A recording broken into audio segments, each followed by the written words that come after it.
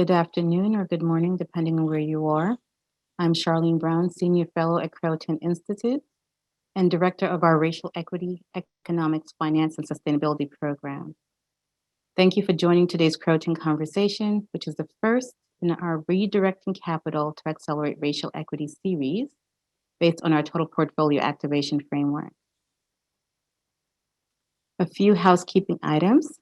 This conversation is being recorded. If you are attending this session by Zoom, please use the Q&A box for all questions. And if you're joining us on YouTube, please write your questions in the comment areas. We will reserve 10 minutes towards the end of the conversation for audience Q&A. A quick disclaimer, today's discussion is for informational and educational purposes only and does not constitute investment advice. As many of you know, investors should consult with an investment professional before making any investment decisions. I'd like to just take a moment to thank our anchor sponsor, Trillium Asset Management, for supporting the REEFS program and making today's conversation possible.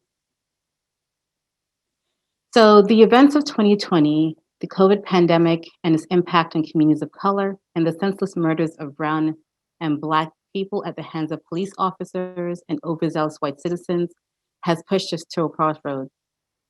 As a nation, we have always held ourselves to higher standards, criticizing other countries for human rights violations while failing to acknowledge our own.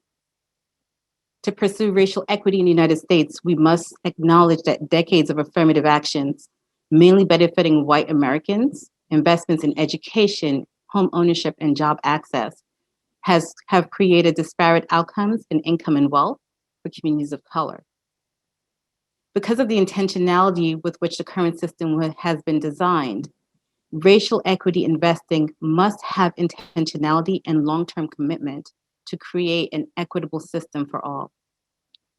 Our research over the last several months has shown us that rarely is racial equity investing defined. So today we're offering you a definition. Racial equity investing has to be three-pronged. It must include efforts to dismantle racist systems and institutions across our nation. It must include the placement of capital, both financial and non-financial. And it must be focused on measuring the outcomes of our efforts.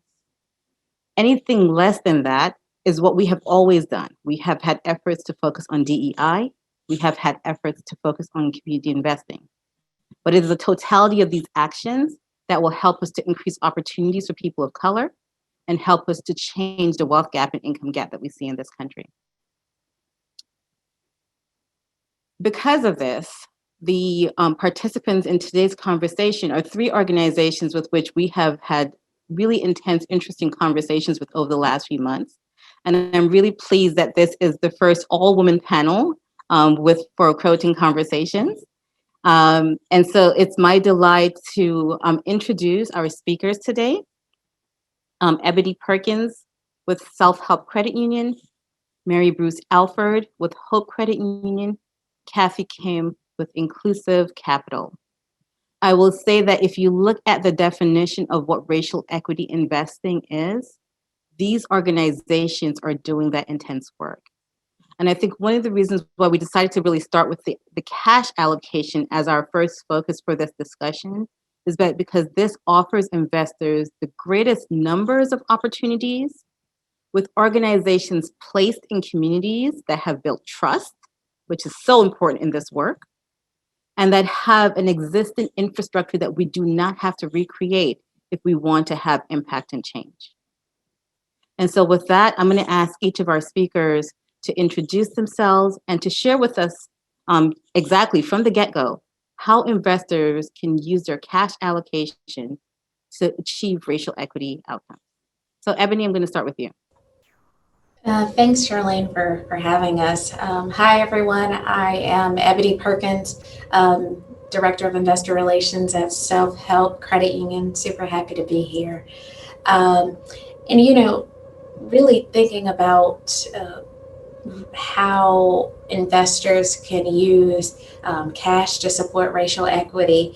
outcomes, I think is a really great question, one that we often don't think about because cash is often not even considered when we talk about a portfolio, much less a SRI portfolio. But sometimes that's the very first place that you should consider, and the very first asset class that you should consider when trying to become a bit more socially aware with your portfolio. But I think that you really should consider using cash as a way to support racial equity outcomes, simply through some of the CDFIs, community development credit unions, community development banks, who are working with minority communities, providing financial services directly to communities that have been shut out and considered really not worth the time when it comes to from larger traditional financial institutions. And we all know that, and not that we all know, but at Self-Help, we really consider ownership as the key to building generational wealth. And ownership can also be a tool used to help minority communities get a leg up in this community, get a leg up in this world, and become a bit more equitable and a more equity focused society. So that's one thing that I think is really easy to do. It's really easy to think about where you have your cash reserves, where your rainy day fund is, because that's the easiest way that you can begin to think about how you can support communities that have been traditionally underserved. I often say, are you comfortable where your money sleeps? When your money is sleeping, are they doing the type of work, or is it doing the type of work and supporting the people that you care about? And if you're not comfortable with that answer, then consider moving your money and consider where you place your rainy day fund. So yeah. Great. Thank you. Mary Bruce? Hello, Charlene. It's an honor to be here with each of you. Thank you. As you mentioned, I'm with Hope Credit Union, and up here on the slide is Hope's transformational deposits. And so this is a product, where you can use to place your cash. And so I thought, though, I'd start out with just setting the context for where Hope works. We are located in the Deep South in the states of Alabama, Arkansas, Louisiana, Mississippi, and Tennessee. And these are areas that are home to a third of the nation's persistent poverty counties. And these are counties where 20% or more of the population have lived in poverty for over 30 years. 90% of the majority Black counties and parishes in our region are persistently poor. And all of the rural majority Black counties and parishes are also persistently poor. And we see a high correlation between persistent poverty and high rates of unbanked and underbanked households. In Mississippi and Louisiana, two of the three states with the highest percentage of Black residents in the country also have the highest rates of unbanked Black households in the country. And in Mississippi, the mortgage rate denial rate for Black residents earning over $150,000 is actually higher than the denial rate of whites earning just $40,000 a year. And so to combat the systems that created this kind of poverty and inequity, Hope and other Black-led financial institutions build trust, as you were talking about earlier, with members and borrowers. We know from FDIC research that Black-owned banks locate in Black communities at much higher rates than white-owned financial institutions. And not surprisingly, they lend at much higher rates to Black home and small business owners seeking credit. And these same findings can be extended to credit unions. Hope is a reflection of the communities we serve, and our data show that. Nearly 70% of Hope staff are people of color, compared to an industry average of 25%, and 72% of staff are women. And 8 out of 10 Hope branches are in majority Black counties. So it's no surprise that 77% of our members are African American, nearly 60% are women, 86% of mortgages are to people of color, and 65% are to women. So the bottom line, I think, is if your money is in a Black-owned and led financial institution, your money is actively being deployed to improve racial equity outcomes. Thank you, Mary Bruce. Kathy. Great. Thank you, Charlene, for convening this conversation today, and to Mary Bruce and Ebony, just for their leadership in this space. My name is Kathy Kim, and I'm the Director of Inclusive Capital at Inclusive. We are a national network, and I like to say a movement of community development credit unions, including Hope Credit Union and Self-Help Federal and Self-Help Credit Union. We are comprised of now 400 community development credit unions from across the country that serve historically underinvested communities. Our members collectively represent $190 billion in community-controlled assets in historically underinvested communities and predominantly low-income communities. Collectively, they also serve more than 14 million residents across the country. And for us, really, when we're asking this question about really how investors can use cash to help support racial equity outcomes, we're asking about the question of impact. And, as Ebony shared earlier, we don't traditionally think about cash when we talk about impact investing. That might not be as intuitive, but Assista Karine Florek, who's been, who many call the godmother of CDFI investing in the space, shared that there's actually impact in everything that we do. It's whether it's good or bad, how deep it is, and who we're impacting, and who and what we're centering. So just want to share that out there, just adding to the points that Ebony shared earlier. And so with that having been said, if there's impact in everything, certainly there's impact in cash. And traditionally, cash is usually held in different treasuries or CDs at a mainstream financial institutions. And in my work at Inclusive and working with different investors, as well as our member community development credit unions on advancing equity, we believe that this is a journey.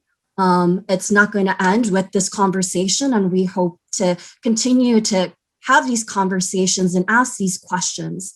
And so for us, things like impact CDs and using cash is a great way to get started. And we've had the privilege of working with different types of institutional investors and starting their impact investing portfolio or starting to align their values with different aspects, different assets throughout the history of Inclusive.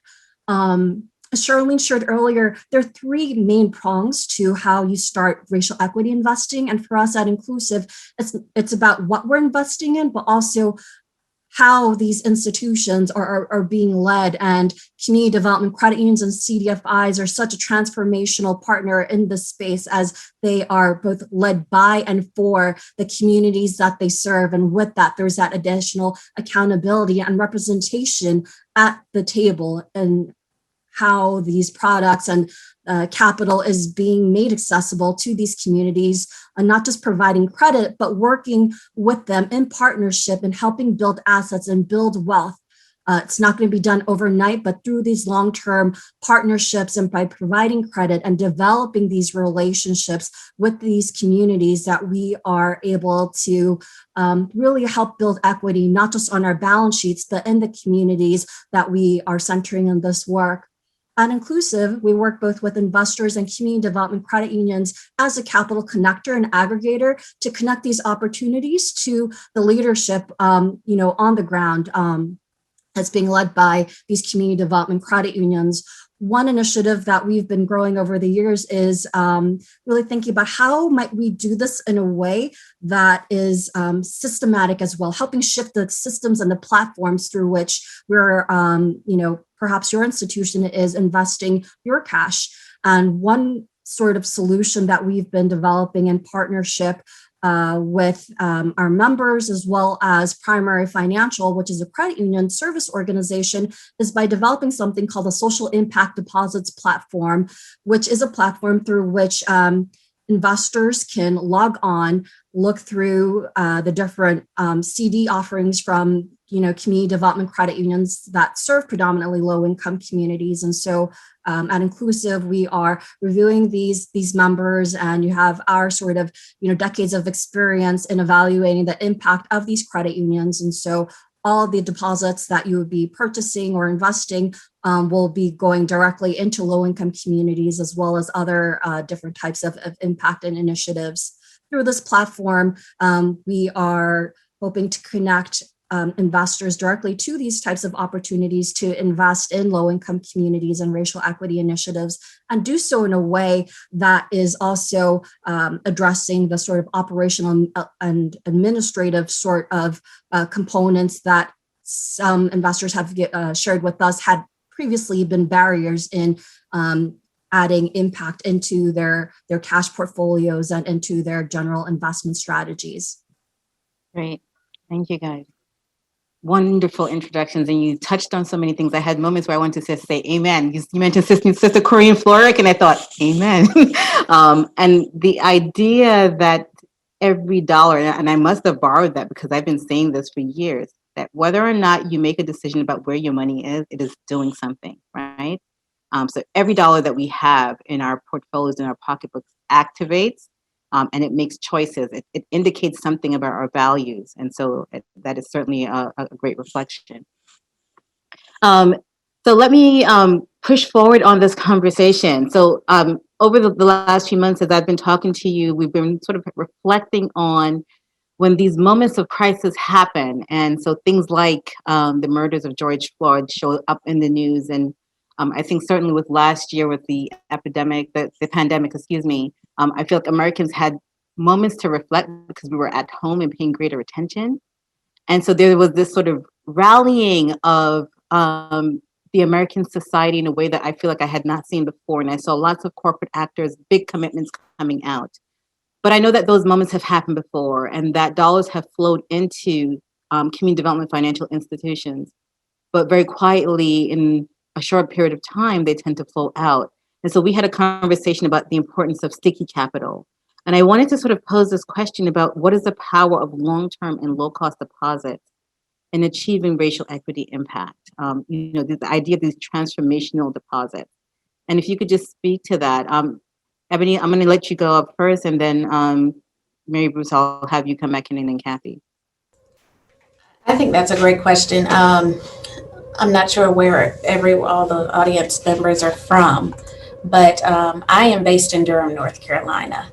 And I don't know if many people can remember, but about 20 years ago, Durham was not the place to be. We're downtown, but Durham was not the place you wanted to be caught at after dark. It was just, a lot of people, they just didn't want to come here. And I remember hearing later that there was a developer who had an idea of turning this textile mill that we had downtown and then like making it a really cool spot with business offices and hotels and all these different things, right? And event spaces. And he went to so many different banks to try to get some support, and everyone turned him down. They were like, why would you want to do that? Durham is not cool. I mean, no one would say it, but Durham was a Black town. And he didn't have any other options. The last place he came to was Self-Help Credit Union. And, we looked into it and did a lot of research, and Self-Help decided to give the first $40 million loan. And we now have American Tobacco. That is one of our shining spots in downtown Durham. It has also attracted a ton of investment into this community. And if you were to look at Durham now, and even just 5 years ago, it's not the same place that it was. Even to the point where I think Apple just announced that the Triangle will be the hub for its East Coast headquarters. Durham was a Black community, and investments into our work allowed us to make that larger investment in the community. It makes a difference. It makes a difference long term. It really changes people's lives.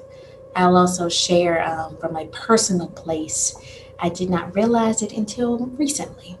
However, self-help and other CDFIs, our whole focus is providing and helping low-income and minority communities. My family is a recipient of multiple CDFI loans. And it has allowed us to build generational wealth because my father is an engineer and he is a contractor. And he has, as a result of the loans that he's received to expand his business, has helped other families add to their houses and help build churches and event spaces all across a disinvested community in South Carolina. And so I have seen the benefits of CDFIs long term, both professionally and personally. So, yeah, that's where I view this thing. Powerful. Mary Bruce? Thank you, Ebony. That certainly is very powerful. And, I think this is about investing in people and places intentionally. And long-term, low-cost deposits really help to fuel that work. And so thinking about Hope's work, I think about the story of Eastmore. Eastmore is a community built around 1970 on the outskirts of Morehead, Mississippi. And it was actually built for the sole purpose of disenfranchising Black voters. It was built there to ensure that the town had just enough white residents to re-elect a white mayor. The bank financed the homes, which were thrown up practically overnight, and people soon realized they weren't just flimsily built, but they were actually death traps. And one family tells a story of having to move, I believe it was 3 different times due to electrical fires. Gas explosions, electrical fires, as I mentioned, raw sewage in the front yards. People were literally killed by these homes. And a lawsuit was filed, but the dilapidated homes remained. And when Hope came to Morehead, which we were the only financial institution in the town when we arrived, it's a town of 2,400 residents, nearly 80% Black.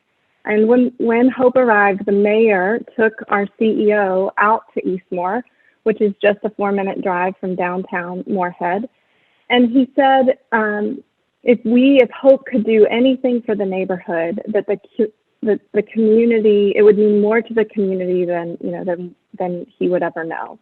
And so Hope met with those residents and asked them, what do you want? What do you need? And sitting in the kitchen of one of the Eastmore elders, a kitchen where the ceiling was caving in and you could see the rafters, she said that what they needed, what she wanted, was a playground for the children and sidewalks so that folks could visit their neighbors without the fear of falling.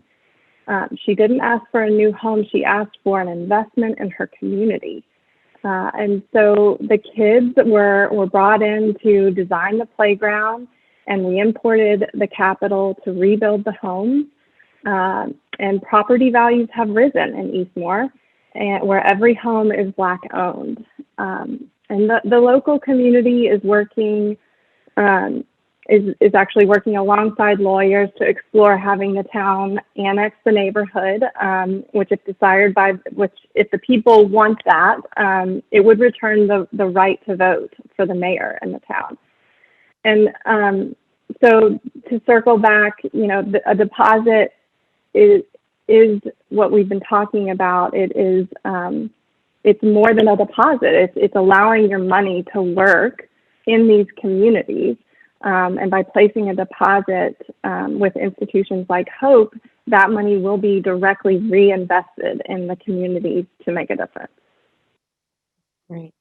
I just want to point out for those listening in that the situation that Mary Bruce just explained for us, where a community goes unbanked, the equivalent that I have seen is an emerging market overseas.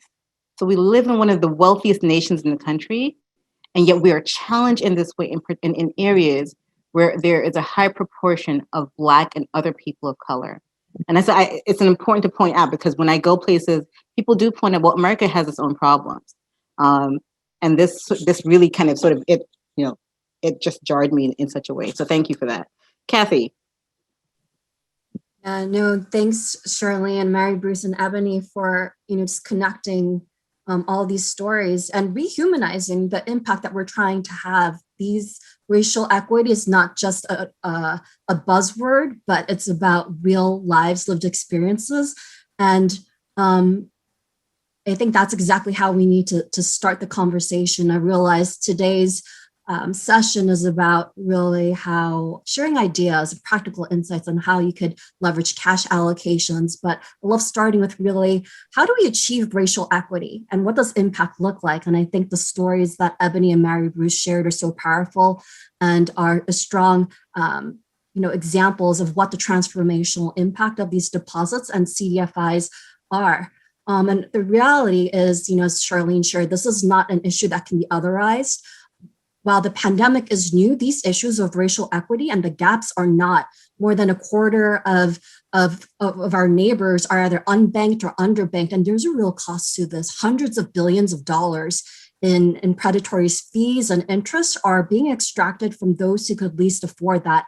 That plus taking into account really historically, if you think about, and I think history is really important because these issues and these gaps did not materialize overnight, but over hundreds of years of systemic, the design of our systems and institutions. So really, in order to address that, we need to understand how this all evolved and then what the needs are, put the communities and people first, and then we could talk about the instruments that might come into place and how we could help advance racial equity. And, unless you're coming from a family that has a lot of wealth, one of the main ways in which individuals and households build wealth, right, and especially if you look through the lens of racial equity, is through home ownership or small businesses. I love the example that Ebony shared just about that regenerative capital. It wasn't just a loan to her father, but then also to the communities, if you think about the work that he and his team did. And so I think that's just really important to keep in mind. And so then we ask ourselves, what is required in order to support those types of initiatives, right? And how do we really work in partnership with that? And it's really understanding also, for me, I work on a systems and industry trends analysis. So I'm going to bring in, some of those facts and figures, if that's all right. And it's just also looking at, the structure and the terms of this capital. And right now, what we're seeing with CDFIs and community development credit unions like Hope and Self-Help is that they're providing loan products that are designed around the community's needs first. Sometimes they're consumer loans, and sometimes there are loans with longer terms. Home ownership, as I mentioned earlier, is one of the main ways in which communities of color are able to build wealth within their households. And so, from a balance sheet perspective, ALM considerations are really significant as well. And so, how do we do that? How do we make longer term loans specifically in these communities? We need those types of, the shares and deposits to match that. And so for me, kind of looking at the systems level, that's also why that long-term deposit and the low cost deposits are so important to take into account those financial constraints, just as you would with any other financial management or project financing, right? Why should we not also take those considerations into account when we think about investing in racial impact, racial equity, and having that impact? So Kathy, I'm going to let you keep going because we started the conversation about money being a part of the solution. And so is money entirely sufficient, or do we also need other types of investments? And then I'll have Mary Bruce and then Ebony weigh in. Thanks for the question, Charlene. That is such a loaded question. And I know we only have like an hour for today. And I'll say this just to be really, transparent with folks, and so we can continue to have these challenging and authentic conversations. Our work is about financial access, but it's more than that. And I think that issue in and of itself, as I mentioned earlier, is really significant. And we must acknowledge that this issue exists in all of our communities. Even for us at Inclusive, we're headquartered downtown in the financial district in Wall Street, the financial capital of the world. But still, more than a quarter of New Yorkers are either unbanked or underbanked. So this exists everywhere. And, I think providing financial access is really important, and, will have a tremendous impact. But if we think about why there are these gaps, and because of the racial wealth gap and because of income disparities, I think we have to acknowledge that it's the confluence of all these issues. And so really, how do we make an impact? And I think this is really what brought me into the CDFI space, and really helped me better understand really how we might make a difference, is really kind of first understanding the needs and what the issues are, and then designing our solutions to meet people and communities where they are. And I think that's what CDFIs, like our network of community development credit unions, and specifically HOPE and self-help, do so well. The distinction between CDFIs, and for those that are not familiar, you can read more on the Department of Treasury's CDFI fund website, cdfifund.gov. There are actual criteria that these financial institutions like HOPE and self-help have to meet in order to become a certified CDFI. And really, that's about the pairing of it's your mission, it's about the type, who you're lending to, but also the fact that you are coupling development services, whether it's financial counseling, homeownership counseling with your members, because of the issue of financial access and being unbanked or underbanked. It's not just a status, but it's a culture shift. It's about also training, education, and providing folks with all the resources, the capital plus, to help them develop healthy relationships with their financial institution, and getting the information necessary, as well as the access to capital, to help them and their households start to build wealth and assets. Ebony, or Mary Bruce, whichever. Sorry. Lost my order. I'll jump in there, although that's hard to follow, Kathy. I think, oftentimes in investment discussions, people start with talking about investing in planning and technical assistance, which are things that we know, as Kathy pointed out, CDFIs do really well. We, offer home ownership counseling and financial education as a fabric of core to our work. And in those conversations, sometimes investors will save the capital to scale our work for later. And I guess I just want to say the CDFI industry is over a $200 billion industry. And these organizations and HOPE, we have a proven solution that's been working for a long time. We're in these communities, know these communities, have the relationships to be able to assess what is the greatest need at that particular moment in time. And I think a good example of showing how CDFIs are able to scale quickly and respond quickly is the Paycheck Protection Program. When we needed to get the money into sole proprietorships and very small businesses, we were able to do this. In the first round, we made 46 loans. We learned a lot.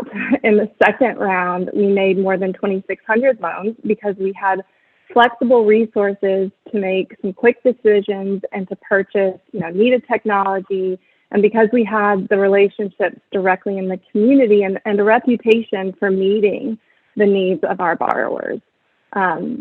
So, technical assistance for us, I think, comes, as I mentioned, comes from the bottom up a lot and is incorporated in every aspect of our work. And when CDFIs have access to capital and flexible resources, we're able to scale our business model and achieve impact. So I think, you asked the question of, is bringing money solving the problem of racial equity? And I would like to say thank you for some of the folks who have started to invest in racial equity. However, that's not sufficient. There are many, many ways that we have to tackle this problem, and it's not going to be solved from one side. One of the things that I appreciate most about Brian Stevenson, one of his points is that in order to really solve a problem, you got to get proximate. And, a lot of times it's easy to throw money at a problem because, you throw it, you feel good about it, and I don't have to get close to it. I don't have to touch it. And then you move on with your life. I've been guilty of that. However, the issue of racial inequity is a systemic thing. And it's not something that can only be solved by money. And you have to get proximate. One of the biggest things that I thought about during this conversation, whether you are an investor from from an individual place and doing it personally, or if you're a part of an institution, I recommend, if you're a part of an institution, hiring people who look like the communities that you really want to support. A lot of times when if you don't have someone in the back office who is reflective of the areas that you're trying to change and support, you may be a little off when it comes to investing in those communities and really giving them what they need in order to bring the change that you want to see. Get proximate. Don't be afraid to bring someone into your circle or in your realm that looks a little different and thinks a little different. And I'm speaking personally. This is something that I have begun to do, and really embrace those relationships of people that are different from me. And I learn a lot in the process. And it also helps, it helps you personally, but it can also help your bottom line. Thank you for the investments. However, it is not sufficient. Awesome. I love that. Get proximate. There's a lot that's there, and I think that at least in my experience on the global side, it's one of the ways that, when we sort of think about mitigating risk and having people that understand the community, that look like the community, that speak the language of the community, it also allows for really what I would call the beginning of real, true power shift. And it also means that you're not incorporating or bringing in your set of values and your ways of doing things, but really trying to be responsive to the needs. And I think that piece is so powerful. Great. Ooh. Juicy conversation. We do have some questions coming in, but we're going to keep going, and then we'll bring those in. I'd love for you guys to talk about how you use policy engagement and advocacy to support the communities that you represent. And Ebony, I'm going to give the floor back to you, and then we'll go to Mary, Bruce, and Kathy.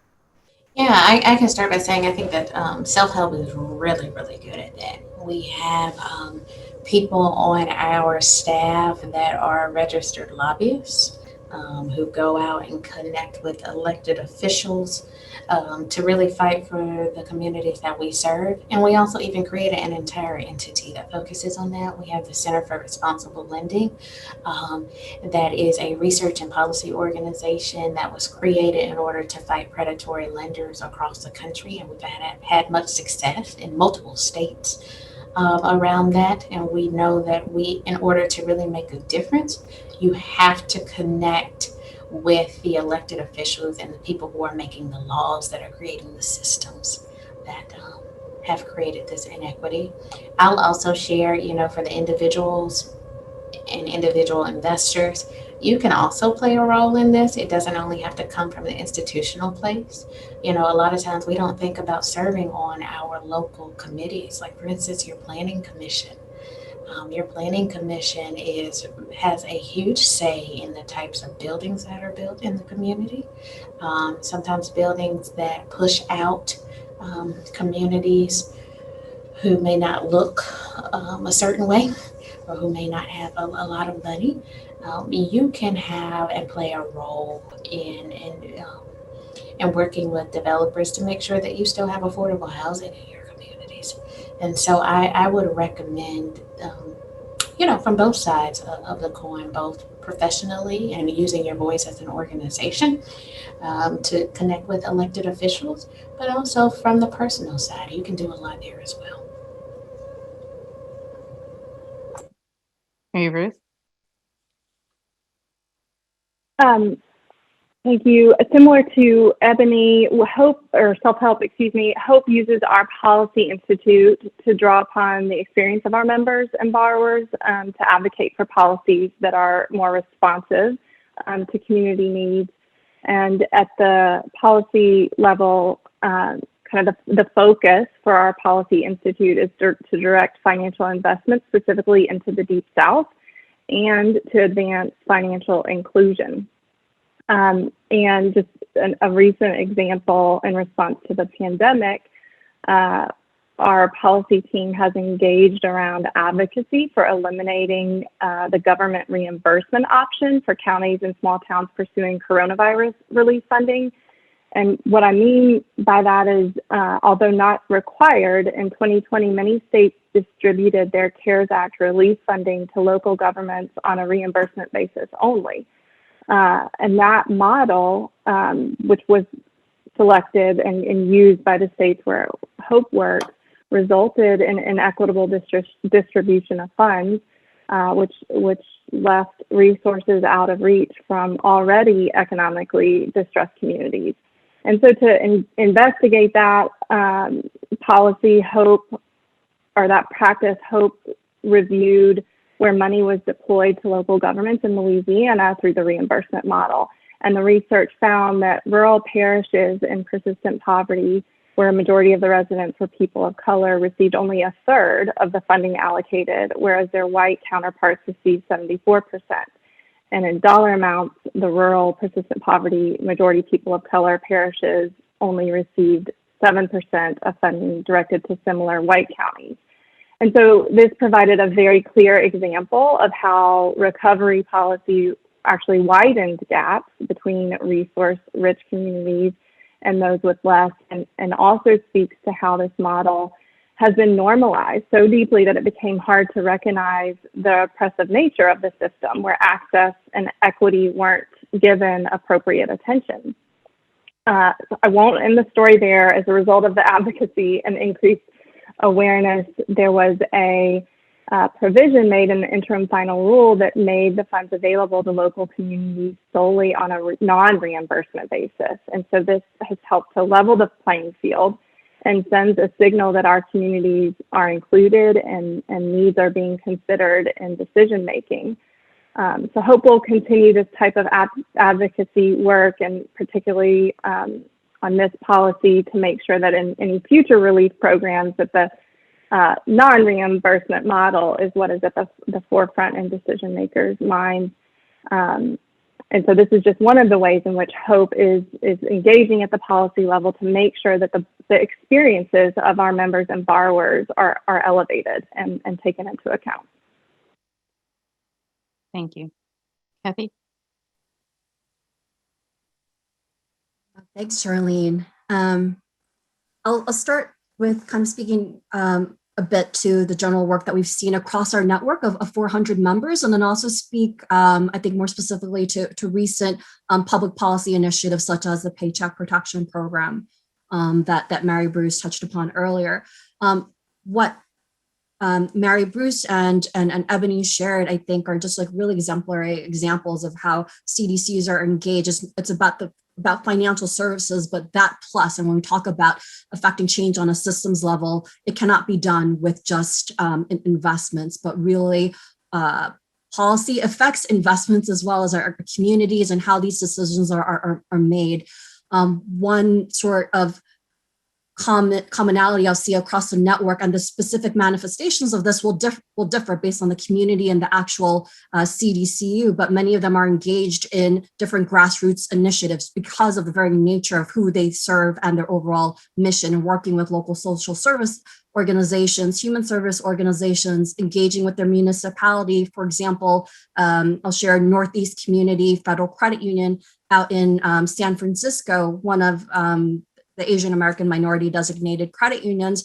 They worked in partnership with the city and local human service organizations during the pandemic to help move policy into practice and impact in connecting more than 200 small businesses led by people of color to different local COVID resources, grants, as well as PPP loans that otherwise those connections would not have been made. And I think that's also important to sort of spotlight the type of ways in which community development credit unions and CDFIs engage with local partners, because it's about this overall ecosystem. It's not one actor acting by ourselves as saviors, but really working with the partners and the leaders in that space.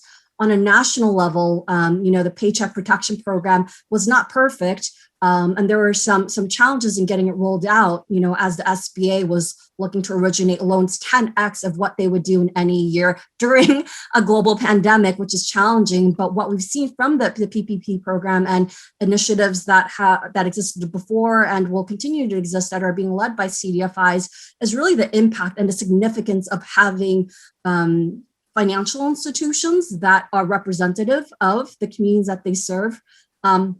During the first phase of the PPP program, there were significant challenges. I think Mary Bruce had also shared Hope's experience with that in getting the capital to, I think, who we think of when we think of small businesses. And there are a lot of reasons for that. And thanks to our members sharing their stories with us, as well as in turn, their members sharing like that, hey, we applied, we could even get an appointment at our local bank. Like they said, they're prioritizing certain customers and it's not us. And so once we got that feedback and we heard from the ground, like this is what was happening, it wasn't just like one isolated incident for Hope or someone else, but this was on a systems level, inclusive as well as our national network of other CDFI partners. We went to our congressional representatives. We let them know this was a challenge. Also, this is the impact that CDCUs have had before in getting capital to these underinvested communities. And with that, CDFIs have helped connect more than $7 billion in PPP loans to small businesses and low-income communities and communities of color, specifically with our network of community development credit unions.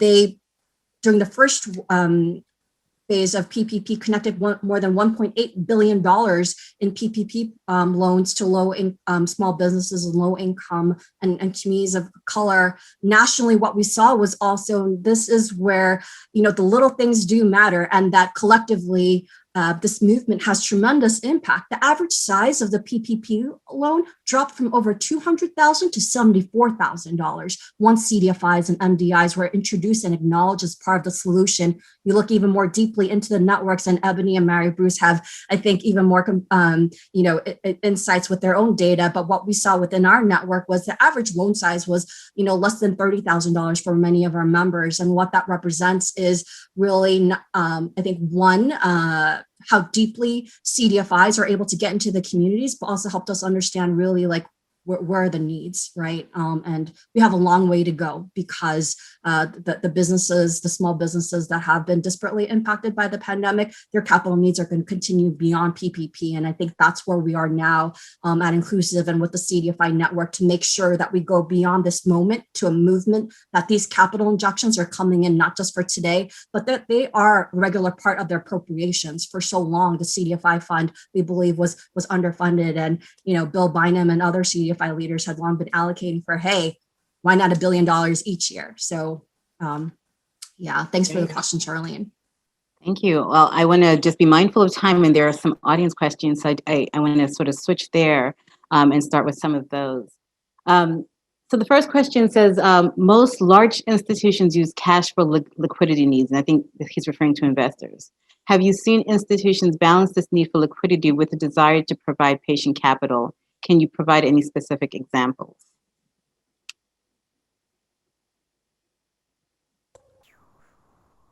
Oh, go ahead, Mary Bruce. I'll come in after you.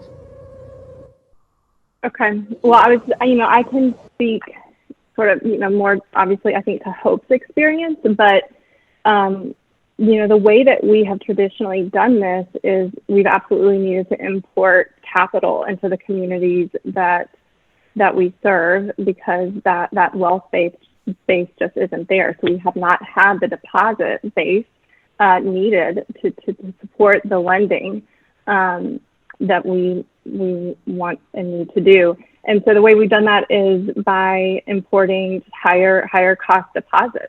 And over time, you were seeing that on average, our cost of funds was much higher than our peers. And so to balance that, we have really been working to look at these more mission deposits as part of our core deposit base. So that's how I would kind of just speak to that question from Hope's perspective. I think based on what the person was, if I understood correctly, many people or institutions that, yes, they do place their cash with us and their liquidity, their rainy day fund, for lack of a better word, but they also replenish it. It's not like it's once it's gone, it's done. We have many long-term members who have been with us 20 plus years, and large amounts, millions plus. And what they do is, like, if they remove some funds, they may quickly put it back. And I'm not sure who specifically asked that question, but even like a lot of foundations, they work with us directly, and they put the rainy day fund with us along with, some funds that they may need for grants. And they simply remove it, and then they leave an open line of in and out. And they often do that in the form of money market accounts, or even just savings account. It's just dependent on how frequent they will need that cash. But that's really one of the biggest ways that many folks do that long-term patient capital. It's not like once it's gone, it's gone. It typically does return. Kathy, anything to add?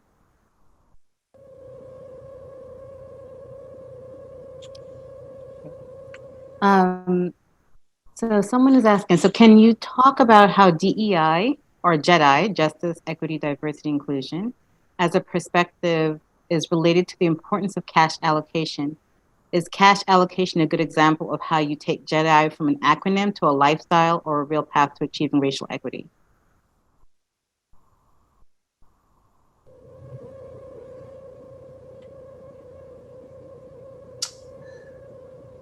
I'm not sure I fully understand the question.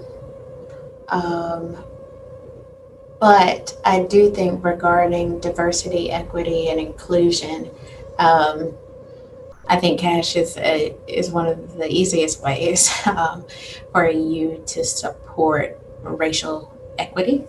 And I do think that it's one of the easiest ways, often because it's overlooked, but also because, you just move some cash from a rainy day fund in order to support communities that are typically overlooked. Regarding diversity, equity, inclusion, I know it's typically viewed through the lens of race, but I do think that it also should be considered in terms of asset classes.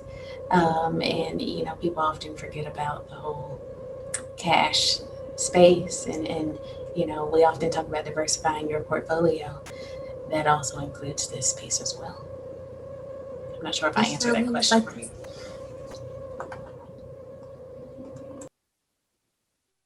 Charlene, if I could quickly add on to what Ebony shared, and my interpretation of the question is I think the cash allocations is a great way to get started. So it depends on where you and your team is in terms of this larger spectrum. I know we use the sort of term like journey, but I mean that sincerely. Just from my experience working with over now 60 different investors throughout my time at Inclusive, starting with cash and cash allocations, it's not the end, but it's a way to start the conversation. And I think, as Ebony mentioned, just a really easy way to kind of get started and maybe permanently incorporate that into your strategy. It's not just one asset class. So, as you continue to talk more about holistically about, all your assets, think about maybe start the conversations with cash and cash allocations and think more, as you develop your muscles around JEDI or DEI, whatever your current culture is, then start thinking also about, and keep in mind that there are other asset classes that you can use to invest. Could be fixed income, could be like equity capital. And so, but to start where you are, I think the important thing is to kind of get started, start asking these questions, look at not just what you're investing in, but how. So I hope that's helpful to the person who asked the question. Yeah, and as I reviewed the question, I think what they were trying to sort of get at is this notion that DEI, JEDI, they're these sort of, in some ways, they feel lofty and aspirational. And if you wanted to really start with something very concrete, this would allow us to do that. Investment cash would allow us to move from this sometimes theoretical, amorphous thing to something much more concrete. In an inflationary environment like we are in now, what opportunities exist for working families trying to protect and grow wealth to invest in CDFIs, given the sub-inflation level of interest offered by Hope Credit Union, Self-Help, and other CDFIs? I think that's actually a really good question. A lot of times when you invest directly through, and I'm only speaking on behalf of self-help, but when you invest directly through self-help, it's often in the form of a money market or a CD. And the rates that any CD is paying, not just at self-help, any CD across the country is paying, is unable to keep up with the rate of inflation. But one of the ways that I feel that you can also support that if you're looking for a higher rate, there are many mutual funds that also, like SRI mutual funds, that also support the work of CDFIs. And so a lot of, many mutual funds, they pick and choose which investments to place, and many, SRI focused ones really support CDFIs by placing deposits with us. So in a sense, when you place funds in a mutual fund and try to earn a higher return, if it's an SRI focused one or impact focused one, it can also have some sort of trickle down effect.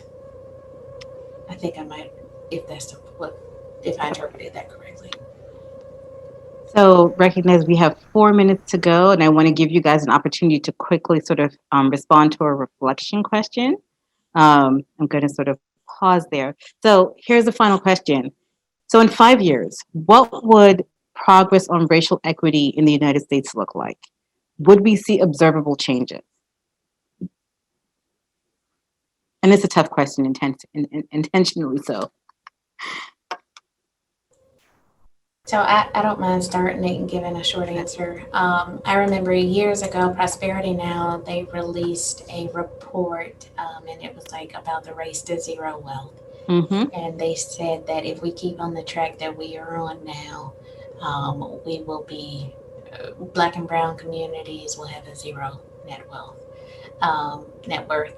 And one thing that I think that we should do is that report made waves across in communities that don't even in industries that don't even pay attention to that type of stuff.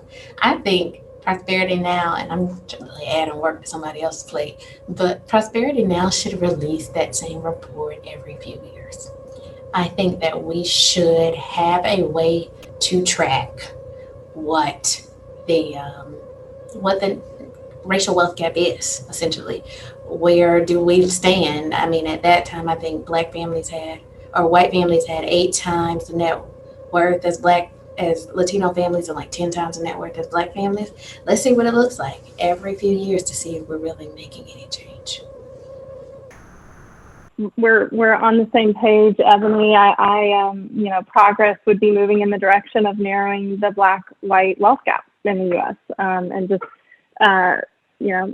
elaborating on what you've already stated, white households with children own $100 in assets for every $1 in assets owned by Black households with children. And in terms of businesses, 41% of Black businesses have permanently closed due to the impacts of COVID-19 compared to 17% of white-owned businesses. And so to close this gap, I'll wrap this up, a cash investment with CDFIs and credit unions like Hope and Self-Help is a tangible action that people can take now. And so, in 5 years, I hope that we can show progress on that racial wealth gap. Kathy, anything to add? Wow. I hope that in 5 years, we're still having this conversation, that we're not just having these conversations and dialogues at this moment, but it really is a movement. And as Mary Bruce and Ebony mentioned, it's just that we'll also have, it's not just about data, but what it represents. And for me, I think it's about accountability and being able to measure and being more intentional, right, about what our goals are, making sure we're keeping track of these things to keep ourselves, even as CDFIs, accountable. We'll start disaggregating the data, the Black and wealth divide.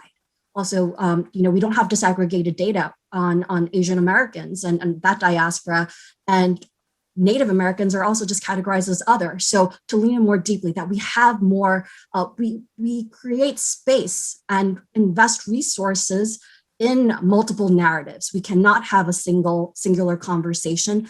And that's one of my hopes Two, that,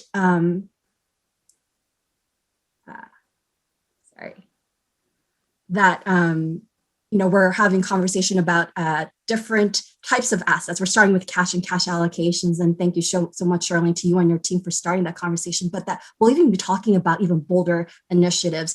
Maybe you started with cash and maybe it's a follow-up to this conversation today, but where do we go from here? And would love to hear back from folks on, as your journey continues to evolve, progress is not linear. It's not going to be done overnight, but it's incrementally that we move together in a different way. I think lastly, it's just, for me, it's how we talk about this work, not just the data, but also really so many of the conversations. And again, I'm grateful for folks, wanting to do more and do better and lean in. But, a lot of these conversations started from a deficit model because of this larger reckoning and awakening as we kind of approach things from a deficit. Like this is, wow, communities of color and people of modest means, they have been disenfranchised. So I think it's important that we acknowledge them, the history behind that.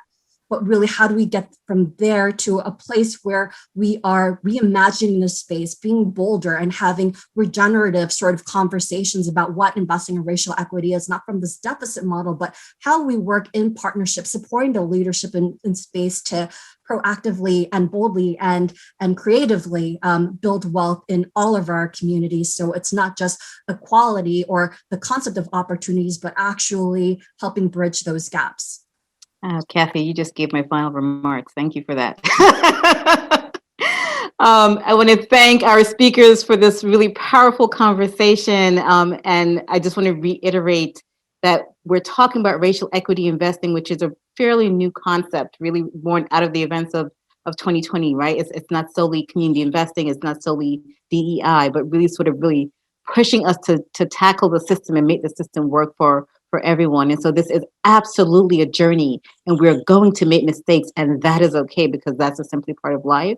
But we should be willing to share as we go through that and to certainly be in dialogue 5 years from now so that we don't sort of have a moment where we're talking about racial equity, but that this becomes part of how we think about our country and that we move towards a society that absolutely works for all. So with that, thank you all for attending. Please subscribe to our YouTube channel to see past Croatan Conversations. If you would like to support Croatan Conversation, you can engage with your company as a corporate sponsor. You may also make a donation as an individual. Some companies can also do that. And we certainly welcome feedback. And so you'll be getting some additional follow-up from us. Please complete the form at the end of this conversation, or email us at conversation@croataninstitute.org. So thank you again for joining us today, and thanks to our speakers for a really powerful conversation. Bye now.